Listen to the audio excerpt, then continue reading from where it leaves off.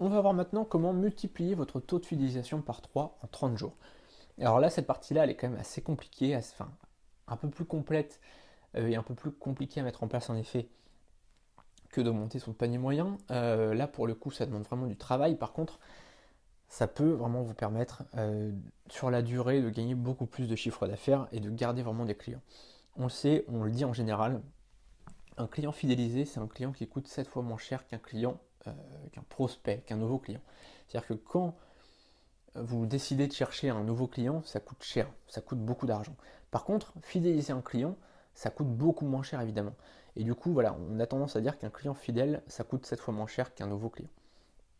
Donc vraiment, faites en sorte de gâter vos clients, de faire en sorte, enfin de, voilà, de chercher à ce qu'ils restent que vos clients le plus longtemps possible.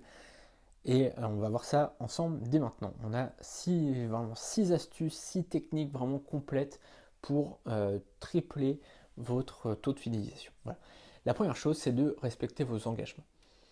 Si par exemple vous dites à vos clients que vous livrez en 3 jours, faites-le véritablement. Ça ne sert à rien sur son site de dire livraison en 3 jours si on n'est pas capable vraiment de livrer en 3 jours. Euh, c'est pas toujours facile et je sais, voilà, je suis bien placé pour savoir que c'est pas toujours facile de livrer en temps et en heure. Par contre, il faut pas chercher à faire de fausses promesses, il faut pas chercher à dire aux gens, voilà, je vais vous apporter ça, alors que ça ne sera pas le cas. Si vraiment vous ne pouvez pas livrer en 3 jours, dites livraison en 5 jours, en 6 jours, peu importe. Faites en sorte que le client soit satisfait par rapport à vos engagements.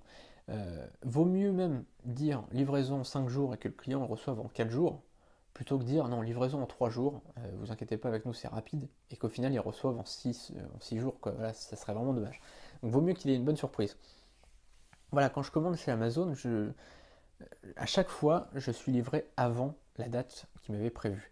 Et du coup, ça me fait toujours plaisir parce que je me dis, tiens, je dois le recevoir le mercredi telle date, et au final, je reçois le mardi telle date. Et je suis content à chaque fois parce que je me dis, bah tiens, normalement c'était prévu demain, ça me fait plaisir, je le reçois avant. Et voilà, du coup, je me dis, ils ont respecté leur engagement, et même au-delà, ils sont allés au-delà de leur engagement. Voilà. La deuxième chose, c'est de créer une proximité, une relation de proximité avec vos clients.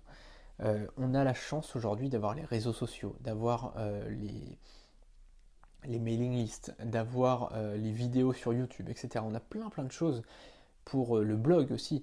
On a plein de choses pour créer une relation vraiment de proximité avec les clients.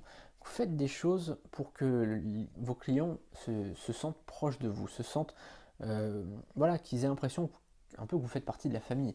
Moi, je sais qu'il y a certains blogueurs que je suis depuis des années, j'ai l'impression. Cette vidéo est un extrait de mon pack de 20 formations.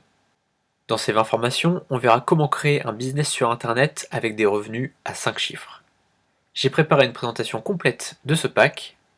Le lien est sous cette vidéo, on se retrouve tout de suite sur la page de présentation.